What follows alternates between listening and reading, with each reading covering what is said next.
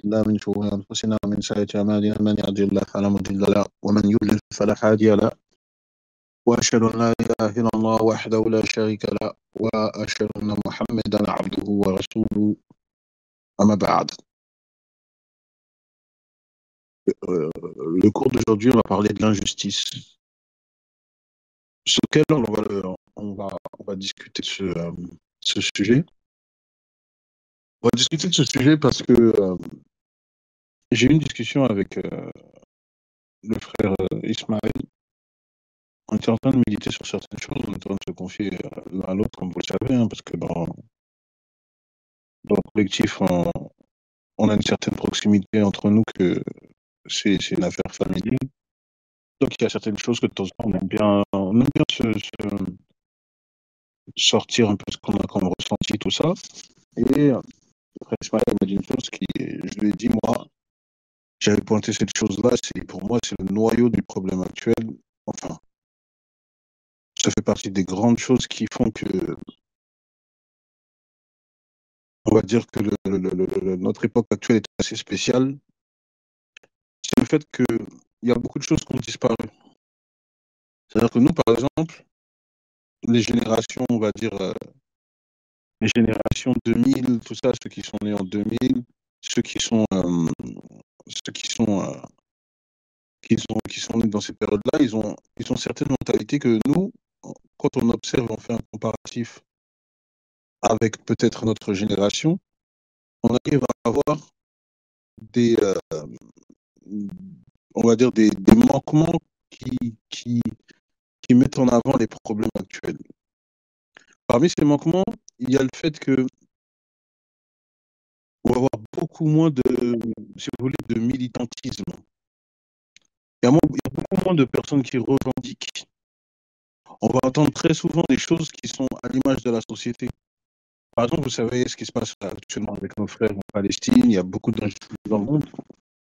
Mais moi, comme je le disais, je pense que c'était dans le cours dernier, je disais, en fait, nous, on suit la mode.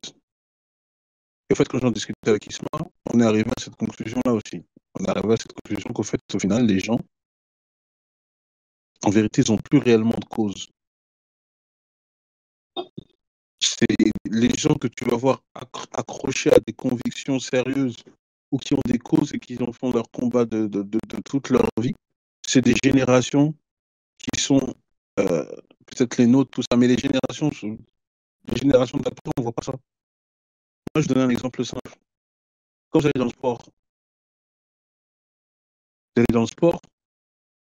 vous allez voir que, par exemple, certains de la génération les jeunes ont connu des Zidane. Nous-mêmes, quand on était petits, on a connu les Michael Jordan. Jusqu'à maintenant, ça en parle. Jusqu'à maintenant, ça en parle. C'est-à-dire pour nous, c'est bon, ils ont marqué, c'est des légendes dans leur domaine, on n'oublie pas. Et là, quand vous allez voir avec la nouvelle génération, vous allez voir que c'est pas pareil. Les grands du sport, on va entendre,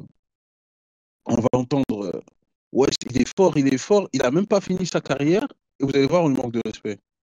Donc en fait, il y a personne qui marque l'histoire. Pourquoi?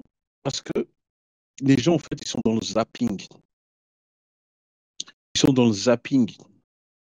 Aujourd'hui, la mode, c'est de parler de ça. Demain, ce sera autre chose. Ces temps-ci, comme vous le voyez, en Palestine, ça bouge beaucoup. On en parle. Mais si vous regardez bien, ça commence déjà à s'estomper. Pourquoi? Parce que il y aura des événements qui vont, euh, qui vont prendre place importante dans les médias et ce sera oublié comme les autres causes qui ont été oubliées. À un moment, la mode, c'était les Ouïghours. On n'en parle plus. Les gens n'en parlent plus. À un moment, on parlait des Rohingyas. Les gens n'en parlent plus. C'est-à-dire que c'est un peu comme si c'est un effet de mode. Avant, la mode, c'était de prendre. Avant, la mode, c'était de mettre des baggies. Les gens mettaient des baggies. Maintenant, c'est has-been. Et ça, ce qui est terrible, c'est que c'est pour des actions qui touchent le comportement humain. Pour des domaines qui touchent le comportement humain. Et c'est ça qui est un peu alarmant. Moi, je ne sais pas si certains d'entre vous. ils reçoivent beaucoup d'images d'enfants qui subissent des atrocités par rapport aux injustices qui se passent en Palestine ou dans les autres pays du monde. Moi, personnellement, j'arrive plus à regarder ça. Je vous avoue que j'arrive plus à le regarder. J'arrive plus à regarder ce genre d'image. Pour quelle raison? Parce que je me dis, mais pour réellement réveiller les gens et pour que les gens prennent conscience que c'est quelque chose de fou, ils ont besoin d'images. Ouais, en fait, ça me rend un peu fou, en fait. C'est comme si, et d'ailleurs, ça s'est passé, hein, je vais donner cet exemple, mais clairement, ça s'est passé dernièrement. C'est comme si, pour condamner le viol et combattre le viol, on a besoin d'avoir une image où on voit une femme se faire violer. Désolé, moi, je peux pas, c'est insupportable, en fait. Et là, par exemple, il y a quelque temps, apparemment, il y avait une femme, je sais ce que j'ai entendu, il y a une fille qui s'était fait violer dans le sud de la France et apparemment, la vidéo, elle tourne. Et moi, je trouve ça, mais je suis choqué de ça. Je suis choqué qu'on arrive à des stades où pour que réellement on prenne conscience de la gravité des choses, on a besoin de voir des images. Si on voit pas, on croit pas. Ou si on voit pas, on réalise pas. C'est-à-dire le simple fait de dire, voilà, il y a tel, tel, tel, tel, ça suffit pas. Mais c'est terrible, au fait. C'est terrible. Et on est devenu comme ça, des zappeurs comme ça, on regarde partout, on doit regarder, on est devenu des voyeurs. C'est tout ce qu'on sait faire. Là, bientôt, il y aura les jeux, il y aura le sport. Fin 2000, début 2024, il y aura la Coupe d'Afrique. Bah, peut-être on aura plus de personnes qui seront engagées dans les affaires de aider nos frères et nos sœurs. On suit la mode. Et puis quand c'est fini, la semaine d'après, oh, il y a un match de boxe intéressant. On parle plus de ça, on parle d'autre chose. Et ça, ça prouve bien l'état de notre cœur. Mes frères et mes sœurs, l'injustice, c'est quelque chose qui est très grave. L'injustice, c'est source de ténèbres le jour du jugement dernier. Et normalement, le croyant, il supporte pas ça. Il supporte pas l'injustice. Il n'aime pas l'injustice. L'injustice, ça l'horrifie. Lorsque vous allez dans Surat Luqman, quand Luqman, pour son fils, il lui a dit quoi? Ya bunayya la tushrik billah, inna shirka al-dhulm al-azim. C'est-à-dire que pour que l'enfant de Luqman prenne conscience de l'injustice, enfin, pour prendre conscience de la gravité du shirk, il a appelé ça l'injustice. C'est une injustice énorme. Pour, pour prêter attention, l'injustice, c'est ça. Quelqu'un qui a l'honneur n'aime pas l'injustice. En fait, le problème, c'est qu'on a perdu de l'éthique. L'éthique, notre éthique fait que normalement, l'injustice, ça nous horrifie. Quand vous allez dans Surat Rafir, vous allez dans la Surat 40, au verset 52, Allah subhanahu wa ta'ala, il te dit, le jour où les excuses des injustes ne leur serviront pas, ils auront la malédiction et auront la pire des résidences. C'est-à-dire le jour des comptes. Le jour des comptes, le pardon des injustes, il ne servira pas. Il ne servira à rien du tout. C'est source de ténèbres, Yom Al-Qiyamah. Il ne faut pas jouer avec ça. Il ne faut pas jouer avec ça. Tu prends la sourate 16, verset 90. Certes, Allah ordonne la justice et la bienfaisance, de maintenir des liens avec les proches parents. Il interdit la vilainie, on va dire, voilà, les choses blâmables et l'injustice. Et regardez bien les ordres des interdictions. Regardez bien les ordres d'interdiction. Il commence par Allah ordonne la justice et il finit par l'interdiction par l'injustice.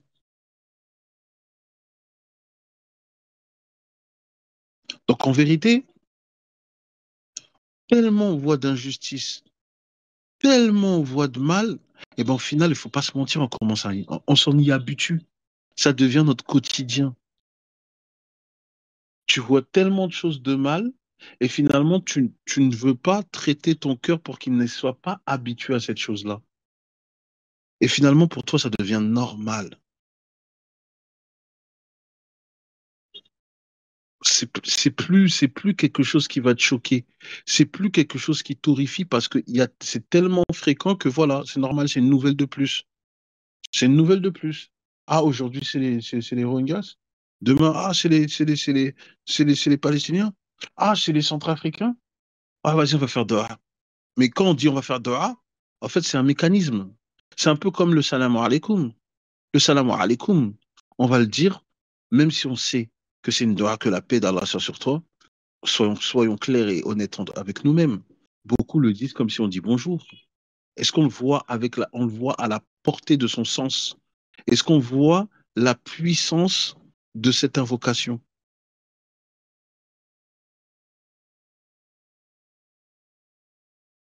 Et si on ne le voit pas réellement, rappelez-vous, Namal Amel Binniyat, les actions ne valent que par leurs intentions. Est-ce que vraiment cette doha aura l'effet que prononce ta bouche? Puisqu'en vérité, l'intention qui est derrière, elle n'est pas à la portée de ce que tu prononces. Il faut faire très attention à ce genre de choses. Il faut faire très attention au fait de ne pas être quelqu'un qui milite, qui ordonne le bien. Rappelez-vous que Allah subhanahu wa ta'ala, il nous a donné ce titre. Vous êtes la meilleure des communautés. Vous ordonnez le bien, vous interdisez le mal. C'est-à-dire que ce titre de meilleur de communauté, il n'est pas pour que un jour, comme ça, c'est la mode, voilà, tu condamnes l'injustice. C'est qu'au fait, ça doit être ton mode de vie, que tu ne supportes pas l'injustice et que c'est le combat de toute ta vie. Avant, on pouvait dire des grands noms qui, jusqu'à maintenant, on arrive à voir, on arrive à voir des gens qui sont même pas de cette génération, la génération de ces personnes-là, mais ils sont tous au courant. Je vous donne un exemple simple. On prend des noms comme les Malcolm X. Il y a des personnes qui sont nées en 2000, après 2000, mais tu leur parles de Malcolm X, ils connaissent. Tu vas lui dire, tu connais pas Malcolm X, mais tout le monde va dire, mais comment ça, tu connais pas Malcolm X? Ça veut dire qu'il y a des gens qui ont marqué l'histoire,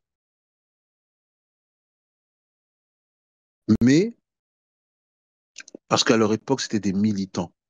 C'est des gens qui ont fait de leur cause, ça a été leur raison de vivre. Et tellement les gens ont pu ressentir ça, ils les ont suivis dans leur combat.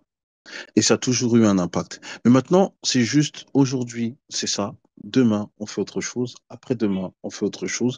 Et voilà, c'est que du zapping. C'est que on n'est que devenu à l'image de cette société c'est une société de capitalistes et une société de consommateurs. C'est tout. On consomme. Rappelez-vous, il y a quelques années, il y a quelques années, quand il y avait le problème avec les Rohingyas, il y avait le frère Moussa qui était parti là-bas, un frère camerounais, qui était parti là-bas, en Birmanie, tout ça, il s'est retrouvé en prison. Ça fait beaucoup de boucans, cette histoire a fait beaucoup de bruit. Tu voyais tout le monde qui disait, ouais, libérez Moussa, jusqu'à même, il y avait des rappeurs, ouais, libérez Moussa. Ça allait dans tous les sens. Alhamdulillah, ça fait du bruit, il s'est fait connaître. Sachant que moi, je le connaissais avant. C'est-à-dire que moi, c'est un frère que je connaissais même avant qu'il se mette dans l'humanitaire.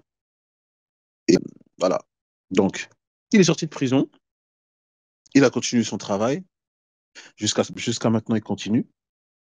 Jusqu'à maintenant, il fait toujours ses œuvres humanitaires. D'ailleurs, il participe même avec moi sous l'ombre. Quand je vais à l'est du Congo, il participe avec moi pour pouvoir aider la situation. Mais vous voyez, on n'entend plus. C'est-à-dire que lui, au fait, il n'a pas été un saisonnier.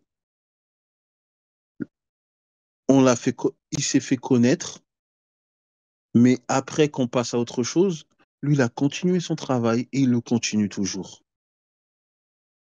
Il le continue toujours parce qu'en vérité, ce n'était pas une mode. À un moment, c'était une mode. Les associations humanitaires poussaient comme des champignons parce que c'était la mode. Et après, elles sont parties toutes une par une. Lui, il continue son travail. Parce que, et c'est de là que vous allez voir si la sincérité ou si réellement on fait les choses pour Allah subhanahu wa ta'ala. C'est la constance. C'est ce qui va nous montrer si réellement on fait les choses pour Allah subhanahu wa ta'ala. En arabe, généralement, on va parler de ce qu'on appelle l'istiqama. Alors, l'istiqama, pour l'expliquer, on va plutôt dire que c'est la capacité du croyant, en toutes circonstances, de se conformer à la volonté et à la soumission d'Allah subhanahu wa ta'ala. C'est pour ça qu'Allah subhanahu wa ta'ala, dans la sourate 11, si je ne me trompe pas, au verset 112, Allah subhanahu wa ta'ala, il te dit, demeure sur le droit chemin, comme il t'est commandé. Et Allah subhanahu wa ta'ala, lorsqu'il parle de, euh, lorsqu'il parle de l'istiqama, vous allez trouver une particularité, on a compris que c'est le degré le plus élevé. Et Allah subhanahu wa ta'ala, lorsqu'il te dit, euh, par exemple, dans la sourate 14, verset 24, Allah subhanahu wa ta'ala, il te dit, n'as-tu pas vu comment Allah propose en parabole une bonne parole, pareil à un bel arbre, dont la racine est ferme et la ramure s'élance dans le ciel. C'est-à-dire que ça bouge pas. Quoi qu'il se passe, t'es connu, t'es pas connu.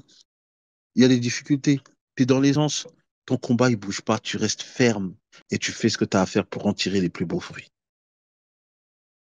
Et il y a des frères qui sont comme ça. Ils n'ont pas besoin d'être reconnus.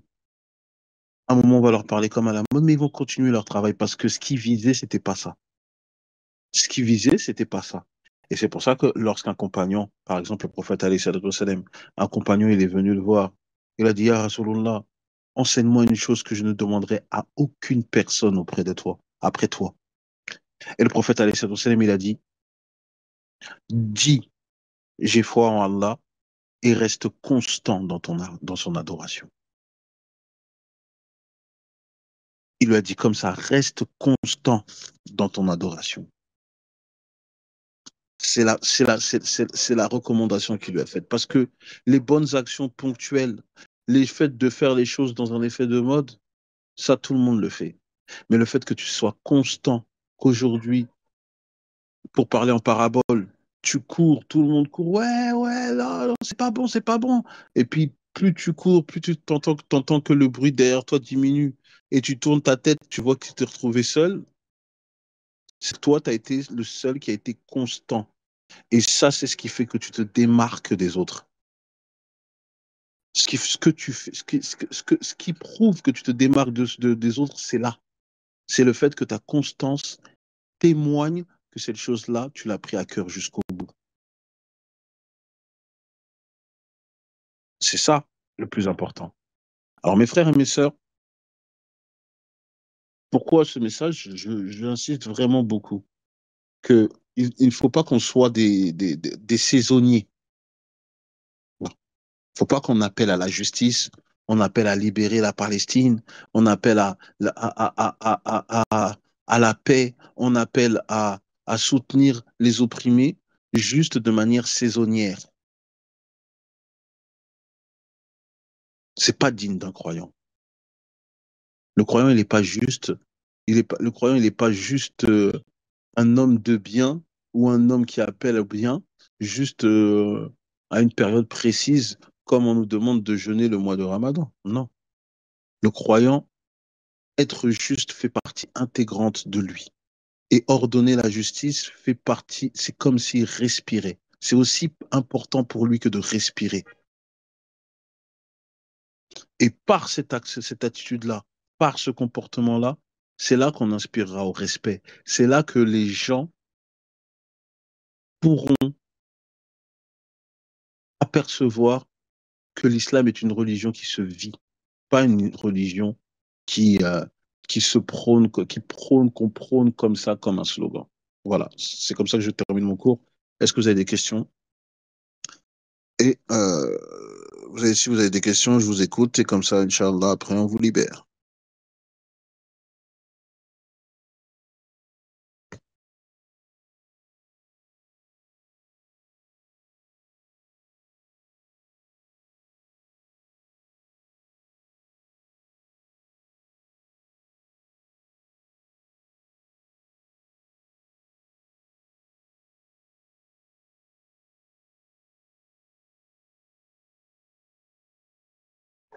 Est-ce que vous avez des questions? Je pense que au niveau de théologie, je vais voir si je vais voir sur les chats du live si c'est débrouillé. Hop, hop.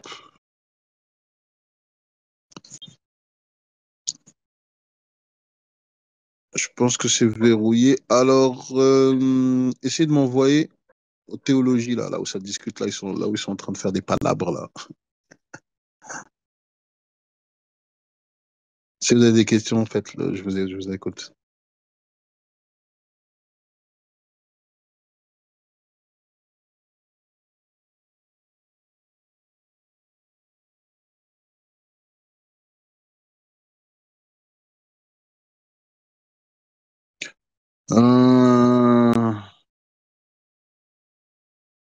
Euh, Sultan Walid, salam alaikum, vos questions, ouais, il a écrit dans vos questions, c'est pas mal, c'est bien ici. Salam alaikum, pourquoi Allah dit que l'homme est ingrat en parlant de l'humanité et de tous les hommes, alors que les prophètes et les hommes pieux sont reconnaissants? Pourquoi il n'a pas utilisé le terme certains? Non, parce que, en fait, dans le Coran, quand Allah subhanahu wa ta'ala, il te dit, il utilise les hommes, c'est de manière générale. Et il y a le cas général et il y a le cas particulier. Et si tu remarques bien dans le Coran, très souvent, quand Allah subhanahu wa ta'ala dit Al-Ihsan, eh ben, il va mettre en avant qu'il est ingrat, il va mettre en avant beaucoup il va mettre en avant le comportement, enfin, les réflexes humains qu'il doit combattre. Le fait d'être ingrat, le fait d'être quelqu'un qui pose beaucoup de questions. Tu vas voir que généralement, quand on a dit Al-Ihsan, tu vas voir que autour de ce verset, on va mettre en avant la nature du nefs de l'être humain. Et l'être humain, il doit très souvent combattre cette chose-là. Maintenant, la particularité, euh, quand on dit l'être humain est ingrat, les prophètes ne sont pas tous des êtres, enfin, les êtres humains ne sont pas tous des prophètes. Donc, les prophètes, c'est des cas particuliers. Donc, c'est pour ça que d'abord, on va mettre une information qui concerne le général et donc l'être humain dans sa globalité. Maintenant, pourquoi? C'est pour rajouter un petit peu, pour donner une petite faïda. Pourquoi l'être humain, très souvent, il est ingrat? Pourquoi l'être humain, euh, pour faire des actions, il a du mal? Ça, il faut se poser la question. À votre avis, pourquoi? Allez, je vais encore plus loin. Pourquoi, de manière générale, on dit que la femme, elle est insatisfaite? On va commencer à dire des petites fawaïd dedans. À votre avis, pourquoi? Est-ce que vous pouvez essayer de répondre? Ken, calme, calme, calme. Là, tu es venu direct matérialiste, tout ça, tu veux fâcher les sœurs. Les sœurs sont venues ici prendre un peu de spiritualité. Ne fâche pas nos sœurs, s'il te plaît. Qu'Allah préserve nos sœurs. Pourquoi, à votre avis?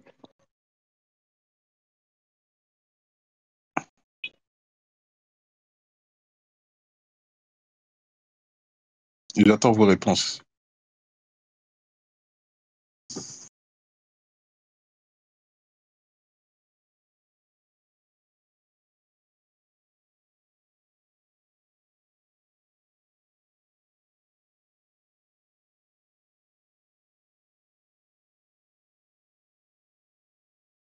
ADZ, ça c'est un cas particulier. Tu me dis une sœur a été accusée de triche alors que c'est pas le cas. Elle risque gros. Comment elle peut faire? Elle a subi de grande injustice malgré qu'elle parle. Je sais pas. Ça c'est un cas particulier. Il faudrait peut-être qu'elle parle avec les professeurs, tout ça. Voilà. Et ça c'est un cas particulier. Je peux pas te donner de réponse.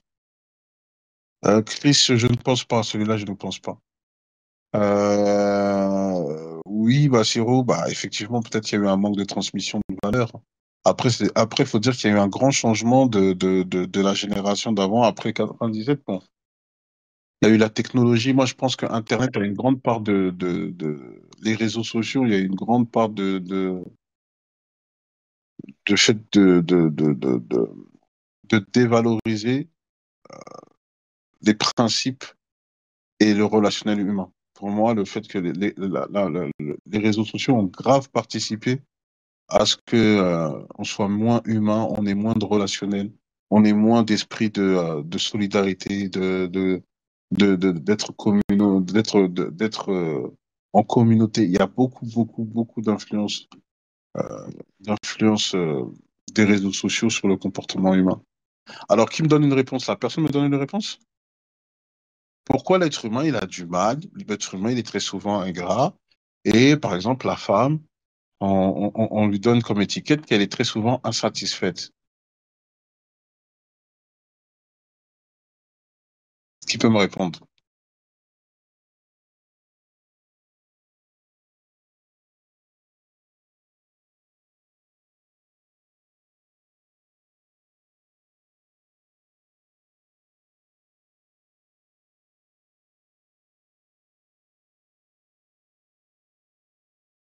Sato l'a dit parce qu'il préfère vivre en libertin.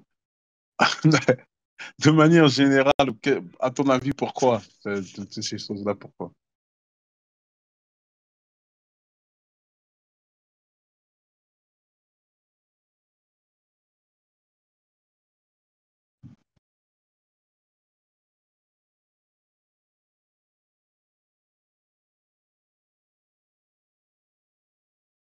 En fait, c'est simple, parce que je vois que vous n'arrivez pas. L'âme est très ingrate, du mal à s'attacher à une seule chose. Mais pourquoi? En fait, c'est simple. L'être humain, de base, l'être humain, il a été créé où? Où il a été créé et où il a vécu? Au paradis. Non. C'est-à-dire que il est habitué à avoir tout ce qu'il veut comme il veut. De base, sa nature, sa base, c'est qu'il a tout ce qu'il veut comme il veut. On lui avait donné qu'une seule interdiction, mais il avait tout ce qu'il voulait comme il voulait. Et là maintenant, tu n'as pas tout ce que tu veux comme tu veux. Pour obtenir ça, tu dois faire l'effort. Et donc, tu fais l'effort, mais cet effort, il dépend de la volonté d'Allah subhanahu wa ta'ala. Et toi, dans ta tête, tu penses que c'est toi. C'est pour ça que l'être humain, il est ingrat. Pour lui, c'est comme si c'est un dû qu'il ait quelque chose, parce que de sa nature, on lui a donné ça dès le départ. C'est comme un enfant. Si tu lui donnes tout comme ça dès le départ, le jour où tu lui donnes rien, il va dire, ouais, comment ça se fait que tu me donnes pas là? Comme si c'est son dû. Alors que non, c'est une faveur. Mais il a oublié que c'est une faveur. Pour lui, c'est son dû.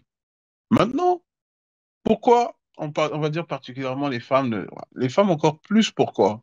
Parce que déjà, déjà l'homme, Adam alayhi salam, il a été créé au paradis pour tout avoir. Mais la femme, elle a été créée directement humaine, par sa base, son origine, la côte de l'homme, humaine au paradis.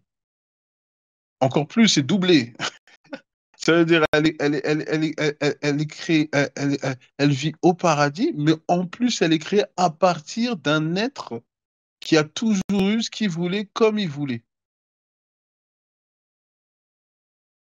Donc c'est encore pire. C'est pour ça que tu vas voir de temps en temps, les femmes, elles sont très insatisfaites. Et attention, il y a le hadith du prophète sallallahu alayhi wa sallam, hein, sur ça.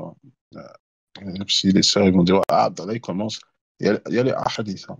Maintenant, bien entendu, la croyante, la croyante, elle fait sa purification de l'âme. Et comme a dit le prophète alayhi salatu wa sallam, il a donné le médicament. Il a dit, faites beaucoup de sadaqa. Il faut faire beaucoup d'aumônes. Voilà. Est-ce que vous avez d'autres questions?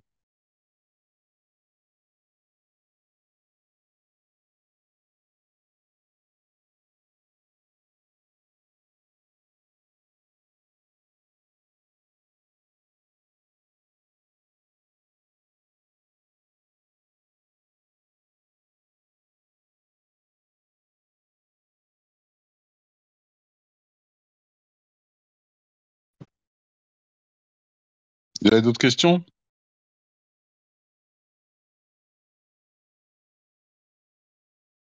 C'est quoi les bienfaits à tirer de l'injustice du coup? Comment ça les bienfaits? Il n'y a pas de bienfaits dans l'injustice, Chris 78, là. Il faudrait que tu reformules mieux ta phrase.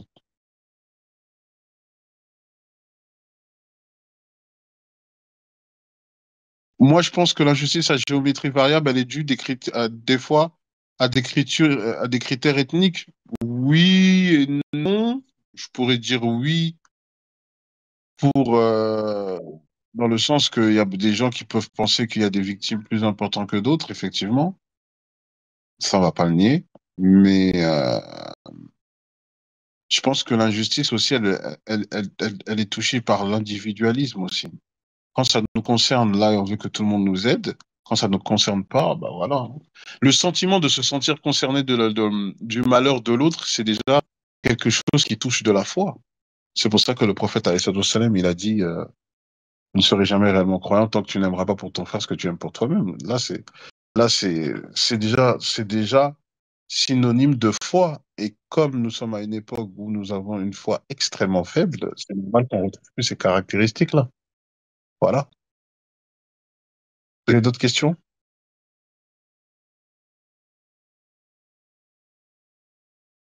Les enseignements à tirer de l'injustice, je te l'ai dit que c'est source de ténèbres. L'injustice, là, dans ce point-là, il s'est interdit l'injustice lui-même. Et il a ordonné que les croyants ne se fassent pas de l'injustice.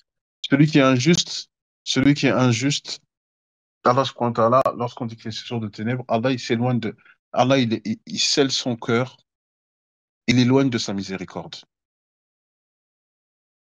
Parce que quand on cite le hadith Qudsi où Allah subhanahu wa ta'ala, il te dit, ma miséricorde a pris le dessus sur ma colère. C'est-à-dire que Allah subhanahu wa ta'ala, qui est le pardonneur par excellence, le pardonneur total, alors que c'est lui le roi suprême, lorsque tu es injuste envers quelqu'un, tu dois résoudre ce problème avec la personne. C'est-à-dire que tu as été injuste envers quelqu'un, Allah Allah qui s'est lui-même interdit d'injustice, il peut très bien dire, bon, il a été injuste avec toi, mais je te pardonne. Allah subhanahu wa ta'ala, il te dit, tu dois d'abord régler tes comptes avec lui. C'est pour ça que même il y a un pont. Quand les croyants ils vont venir, ils voudront rentrer au paradis. Ils ont déjà passé toutes les épreuves, le pont Sirat, tout ça. Mais avant de rentrer au paradis, il y a un pont où des croyants ils vont stationner là-bas. Pourquoi? C'est par rapport aux rancœurs qu'ils avaient avec les autres, d'autres croyants. Ils devront se vider de leur rancœur pour pouvoir rentrer au paradis. C'est-à-dire la rancœur que tu as envers un croyant, le fait que tu as de la rancœur ou peut-être il t'a fait il t'a fait une injustice et toi tu l'as conservé dans le cœur, si c'est pas réglé, tu peux retarder son entrée au paradis. Faut pas jouer avec ça. L'injustice, c'est pas un petit truc. Et à contrario, celui qui aide les opprimés, celui qui devient la personne qui fait tout pour que il n'y ait pas des opprimés, il a une place extrêmement importante, une place extrêmement importante devant son Seigneur. C'est pour ça que vous allez remarquer que les hadiths où il y a du superlatif, le meilleur, la meilleure, c'est toujours par rapport à des actions que tu fais par rapport aux autres. La meilleure aumône, c'est l'eau. On repense d'après Abu Daoud. Quand le prophète sallam, il te dit celui dans le hadith, il est rapporté par l'imam al-Tirmidhi, il dit celui qui s'occupe d'un orphelin, il montre ses doigts et dit il sera comme les deux doigts de la main avec moi au paradis. C'est-à-dire celui qui secourt l'opprimé. Lorsque Mu'adh ibn Jabal, le prophète sallam, il a dit Ya Mu'adh, lorsque tu vois un orphelin, caresse-lui les cheveux pour que ton cœur s'adoucisse. C'est-à-dire le fait que toi, tu es quelqu'un qui s'occupe de l'opprimé, Allah subhanahu wa ta'ala, il adoucit ton cœur. Et les savants, ils sont expliqués, hein, quand on parle d'adoucir ton cœur, c'est pas, ça ne veut pas dire, oh non, il est doux, hein, c'est pas ça. Hein. Quand on parle d'adoucir ton cœur, c'est-à-dire que tu es plus amené à œuvrer, tu es plus sensible à tout ce qui touche le dîn. Ton rapport avec la spiritualité, il est beaucoup plus développé. Tu es plus sensible, ton cœur vit. C'est pour ça, rappelez-vous dans le Coran, quand Allah subhanahu wa ta'ala, il te dit dans la sourate 8, Allah subhanahu wa ta'ala, il dit, ô vous qui avez cru, répondez à l'appel d'Allah et son messager à ce qui donne la vraie vie. C'est-à-dire que le fait que toi, tu combats l'injustice et que tu aides l'opprimé, Allah subhanahu wa ta'ala, il te dit, c'est comme si tu es vivant. C'est comme si, en fait, tu vis, ton cœur s'adoucit et tu vis réellement. Puis juste, Allah te donne une perception de la vie que toi seul tu peux goûter. Un bonheur qui est simple. Tu n'as pas besoin de matériel comme beaucoup de gens, de choses superficielles. Toi, c'est la justice qui émane en toi, fait qu'Allah subhanahu wa ta'ala, il descend la baraka sur toi. Et les habitants des cieux font des doigts pour toi. Pendant que toi, tu aides les gens, c'est les habitants des cieux qui t'aident en faisant des doigts pour ta réussite et qui te font des éloges. Donc ça, c'est le combat de toute une vie. Certains, ils veulent juste la gloire de ce bas monde, l'espace d'un instant. Certains, ils recherchent d'avoir un statut élevé auprès de l'au-delà, un statut élevé dans l'au-delà. Est-ce que vous avez d'autres questions? Comme ça, je vais clôturer l'assise.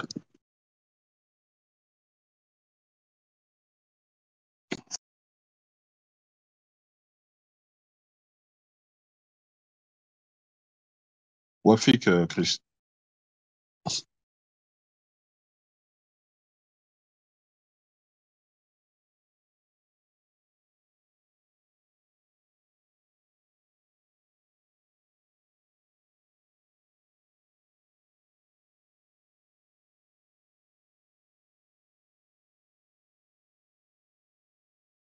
J'attends la dernière question là. Je vois que on est en train d'écrire là. J'attends la dernière question. Comme ça, je réponds et on clôture, Inch'Allah.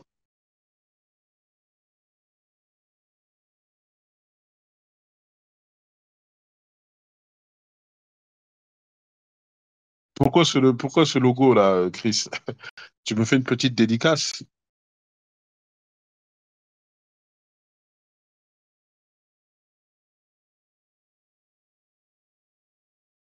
Ok, barakallahu fik.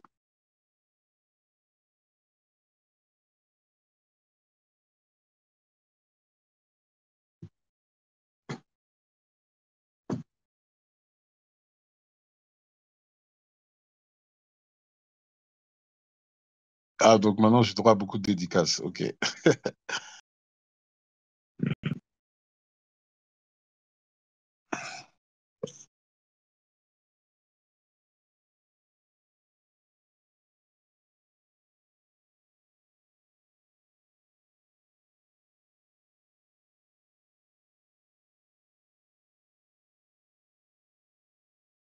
Ah, je pensais que je pensais que c'était une question, mais finalement c'était un conseil. Donc, invoquons pour nos frères et sœurs un maximum ce soir. Ils ont coupé toute source dans le médiatique et le génocide s'amplifie. Oui, j'ai entendu ça, effectivement.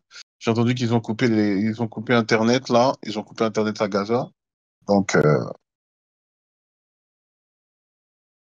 ça, c'est pas de bon augure. Peut-être ils ont coupé pour qu'il n'y ait pas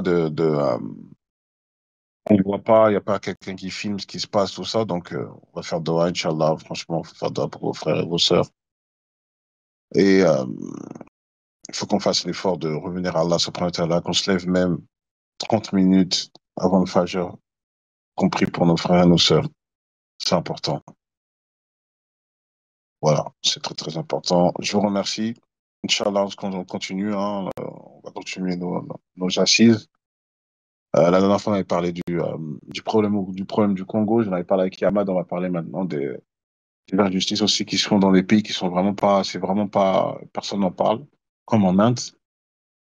En Inde aussi, il y a un génocide chez les musulmans qui se fait un peu comme ça se faisait pour les Ouïghours en Chine. Et il y a très, très peu de personnes qui en parlent.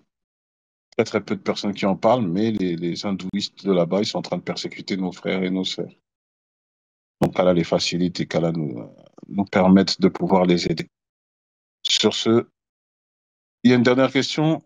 Attends, je vais la voir. Hop. Elle est où exactement vos questions? Hop. Quand on a dit que l'homme est agréé, s'adresse à tous les êtres humains, et donc ça englobe les profs. Non, je t'ai répondu. J'avais répondu, je t'ai dit qu'au fait, il y a le cas particulier, le cas général. Quand Allah il parle de l'homme, l'insan, de manière générale, il parle de la nature humaine. Donc, il parle des hommes en général. Les prophètes, tout ça, c'était particulier. C'est des particuliers, c'est des exceptions. Donc, il y a le cas général et il y a le cas khas, il y a le cas particulier. Voilà, voilà. Alors, je vous laisse. Je vous dis à très, très, très bientôt. Inch'Allah. Barakallahu fikum. Shukran kam bihamdik. Ashhadu an la ilaha illa ant. Astaghfiruka wa atubu ilayk.